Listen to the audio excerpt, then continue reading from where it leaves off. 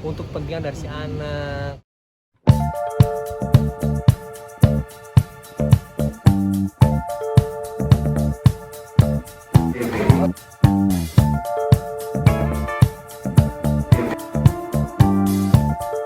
Dan juga setelah itu ada cerita-cerita lain yang sebenarnya yang belum tentu bisa dibuktikan, karena kan kita pengen membuktikan itu di pembuktian kan. Nah, jadi lebih kepada pertimbangan, karena ini bukan suatu hal yang untuk diubah, tapi ini lebih kepada bagaimana diselesaikan. Dari penyelesaian itu bagaimana nantinya para pihak itu tidak merasa terluka dari keputusan kira-kira.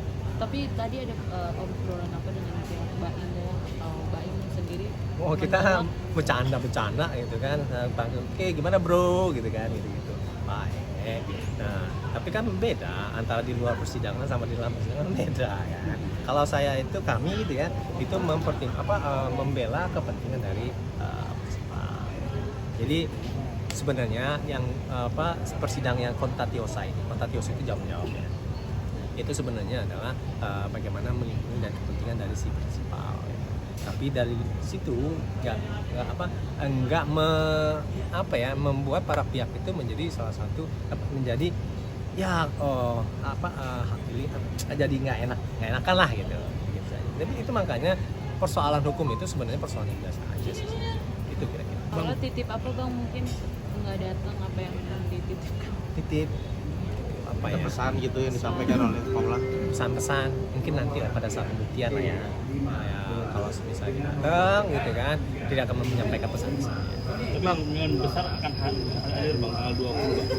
Ya kalau misalnya itu dibutuhkan dan itu untuk kepentingan dari pembuktian, ya mau nggak mau ya harus hadir. Oke, Bang, selama ini kan rumornya perselingkuhan gitu kan ya. Bilang Nggak macam-macam rumor, kok. kan kita bicara Macam-macam rumor. kok, nggak hanya perselingkuhan kok. Tadi dibilang soal mental illness, kemudian kekerasan dan macam-macam.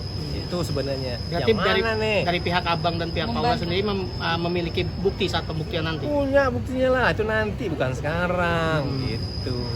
berarti wajib kan pembuktian harus diwajibkan untuk hadir. Oh enggak mesti. Tapi yang paling enggak, untuk kepentingan pembuktian, kami bisa aja bilang, bagus Bapak datang deh, kalau itu dibutuhkan. Karena apa? Kami tuh kan nggak tahu orang, kan gitu kan. Nah kalau orang ini kayak gimana sih sebenarnya gitu kan?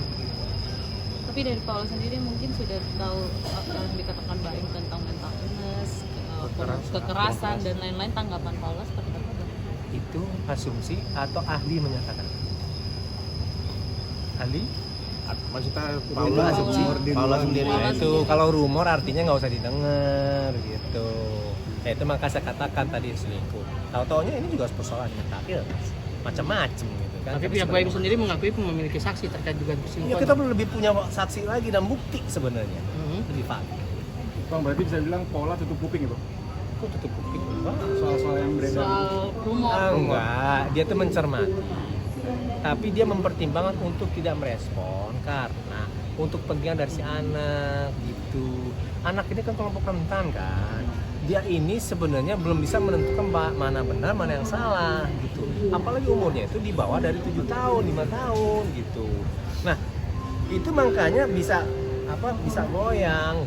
Itu sebenarnya dipertimbangkan oleh Paula sebenarnya, bukan untuk tapi lebih untuk kepentingan anak. Ya teman-teman bisa membandingkan lah ya antara prinsipal kami dengan yang lain. Bang, akankah orang yang dibilang orang ketiga ini yang dituduh akan dijadikan saksi juga nantinya bang? Kalau ketahuan Itu nanti ya, karena itu proses apa.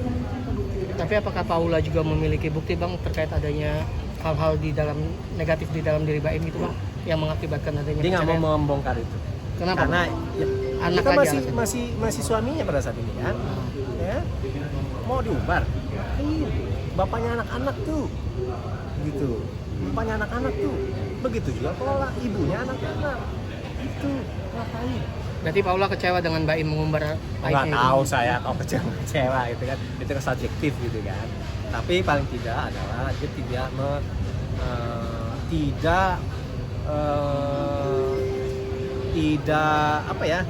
tidak mengikuti lah apa yang dilakukan sama